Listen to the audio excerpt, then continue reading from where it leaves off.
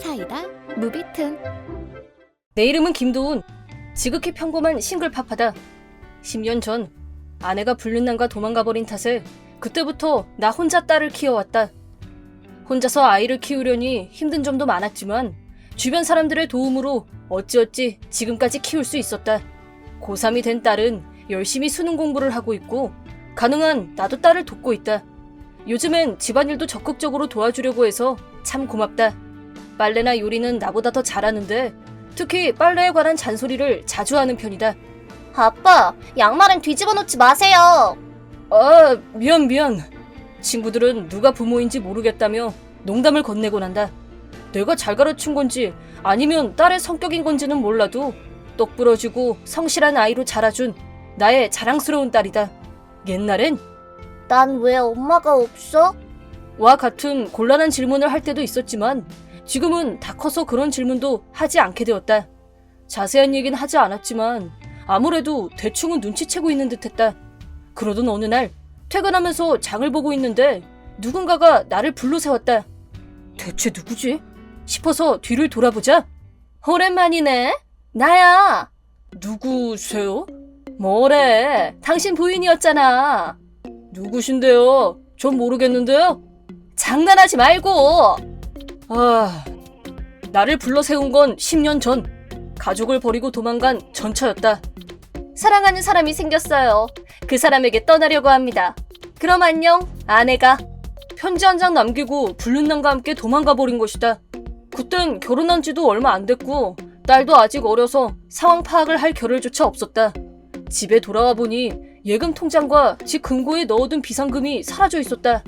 그땐 회사에서도 아직 신입사원이었기 때문에 혼자가 된 후 육아와 일을 병행하기가 너무 힘들었다. 이제 와서 왜 이래? 딴 남자랑 눈 맞아서 도망간 주제. 아니야. 난 그 남자한테 속은 거였어. 함께 도망간 남자에게 속은 이야기를 하기 시작했다. 편히 살게 해줄게.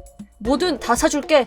라는 감언이설에 속아 도망쳤지만 그 남자는 일도 하지 않고 매일 놀기만 했다고 한다. 결국 한 달도 안 돼서 불륜남과 헤어졌고 각지를 떠돌며 살아왔다고 했다. 처음엔 바로 돌아오려고 했는데 당신을 볼 면목이 없어서. 애초에 바람을 피우지 말든가. 다시 잘해보자길래 싫다고 대답했다. 지금까지 일들을 용서받고 한 번 더 다 같이 살고 싶다. 부디 전처럼 셋이 함께 살 수는 없을까? 라며 필사적으로 애원했지만 나는 그럴 마음이 추워도 없었다. 이제 와서 그런 말을 한다 한들 내겐 아무 소용이 없었다. 딸에게 내가 네 엄마야 라고 해도 그런 엄마를 믿어주진 않을 것이다. 일단 딱 한 번만 냉정하게 이 얘기 좀 해보자. 묻고 싶은 게 있었지만 약속을 정해 패밀리 레스토랑에서 만나기로 했다. 딸은 데려가지 않았다. 같이 갔다가 스트레스를 받을 수도 있고 지금은 수능에 집중했으면 해서였다. 하은이는? 학교 갔어. 네 이야기는 안 했어. 그래. 음료수를 시킨 후 본론으로 들어갔다. 일단은 왜 도망이라는 바보 같은 선택을 한 건지 한 번 더 전처에게 물었다. 돌아온 건 이기적인 대답이었다. 육아로 지쳐있다 보니 달콤한 말에 속아 넘어갔다. 편해지고 싶었다. 그땐 내가 이렇게 될 줄은 꿈에도 몰랐다. 가족을 버린 건 정말 미안하지만 나도 힘들었다. 모든 게 비겁한 변명으로밖에 들리지 않았고 계속 듣고 있자니 화가 치밀어 올랐다. 갑자기 엄마를 잃은 딸과 내 심정은 어땠을지 생각해 본 적이 있을까? 반성하는 거 맞아? 당연하지. 미안해. 한순간의 실수였지만 당신을 배신했잖아. 하지만 이제 괜찮아. 재혼도 나 때문에 안 한 거 맞지? 그럴 리가. 좋은 사람이 있었으면 바로 재혼했을 거야. 그래도 딸이 있어서 재혼을 안 한 것뿐이야. 갑작스러운 재혼은 아이에게 큰 정신적 부담을 주는 거라고 생각했다. 그래서 재혼도 안 하고 육아에만 전념한 것이다. 그렇게 부모님과 여러 사람들의 도움을 받은 덕분에 지금까지 힘내서 키워올 수 있었다. 재혼 상대를 찾아볼 여유조차 없었다. 전처를 잡지 못한 내게도 책임이 있다고 생각했다. 그래서 더더욱 육아에만 전념하며 지금까지 살아왔던 것이다.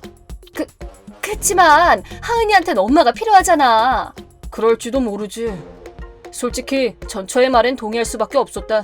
이제 딸은 소녀에서 여자로 커갈 것이고 그러한 성장 과정 중에서 남자들은 모르는 문제들이 나오게 될 것이다. 남자인 내게 생리용품에 대해 물어본다 해도 알려줄 수 없을 거고 속옷도 남자 것과는 다르다. 그치? 그니까 나랑 다시 잘해보자. 괜찮아. 내가 더 잘할게. 전처는 자신있게 말했지만 그녀와 다시 잘해볼 마음은 추호도 없었다. 이 이야기는 그리 간단히 끝낼 수 있는 문제가 아니었다. 가족을 버리고 도망간 여자를 쉽게 용서해준다고 해서 해결될 문제가 아니었다. 미안하지만 너랑 잘해볼 마음은 없어. 그치만 하은이 말도 들어봐야 하잖아. 하은이랑 얘기 좀 하게 해줘. 부탁이야. 전처의 말에 나는 잠시 망설였다. 잘해볼 마음이 없다고 딱 잘라 거절할 생각이었지만 이건 가족의 문제였다. 딸의 말도 들어봐야 했다. 내 마음은 변하지 않겠지만 그래도 딸의 의견을 물어보기 위해 집으로 돌아가 엄마에게 연락이 왔다는 사실을 전했다. 뭐? 엄마가? 어떡할래? 만나 볼래? 그 말에 딸은 잠시 생각에 잠기더니 고개를 끄덕였다. 다음 주말에 약속을 잡고 셋이 이야기를 해보기로 했다. 그다지 만나게 하고 싶진 않았지만 본인이 만나고 싶다고 한 이상 어쩔 수가 없었다. 딸을 다시 만난 전처는 대뜸 엄마야 라고 했지만 딸의 반응은 떨떠름했다. 딸은 마치 평가라도 하듯 엄마를 지그시 바라보았고 모녀의 재회치고는 조용했다. 잠시 후 전처가 이야기를 시작했다. 많이 컸구나. 나를 아주 똑 닮았네. 그래요? 긴장한 탓인지 평소보다도 말수가 적었다. 평소엔 말도 많이 하는 앤데 오늘따라 조용했다. 그 후에도 전처는 주절주절 이야기를 늘어놓았다. 엄마는 속은 거야. 엄마가 없어서 많이 외로웠지. 앞으로는 계속 같이 살 거야. 등 가모니설로 딸을 꼬셔내려고 했다. 엄마 말을 듣는 건지 마는 건지 멍한 표정의 딸은 기계적인 대답만 할 뿐이었다. 솔직히 누가 봐도 별 관심이 없어 보였다. 지금까지 미안했어. 앞으로는 엄마가 다시 정신 차리고. 저기요. 그 엄마라는 말 좀 그만하시면 안 될까요? 저는 당신을 엄마라고 생각하지 않거든요? 뭐? 딸이 전처에게 말했다. 갑작스러운 태도 변화에 전처와 나는 깜놀했다. 지금까지 참고 있었던 건지 갑자기 딸은 많은 얘기를 꺼내놨다. 애초에 절 키워준 적도 없잖아요. 그리고 이제 와서 네 엄마야 라고 해도 전 당신을 못 믿겠어요. 그치만 네 옆에 엄마가 있으면 외롭지 않잖아. 저는 아빠랑 단둘이 살 때도 외롭지 않았어요. 그럼 이만 가볼게요. 잘 지내세요. 잠깐만. 너 엄마를 버리는 거니? 그게 우리를 버린 사람이 할 말이에요? 그 한마디에 전처는 아무 말도 못했다. 하지만 딸은 멈추지 않았다. 지금까지 아빠가 얼마나 힘들었을지 한 번이라도 생각해 본 적 있어요? 그니까 그건 엄마가 사기를 당해서. 근데 그건 본인이 편하게 살고 싶어서 도망간 거잖아요. 그건 솔직히 당신이랑은 말도 섞고 싶지 않았지만 할 말은 해야겠어서 못 참고 나온 거예요. 세상에.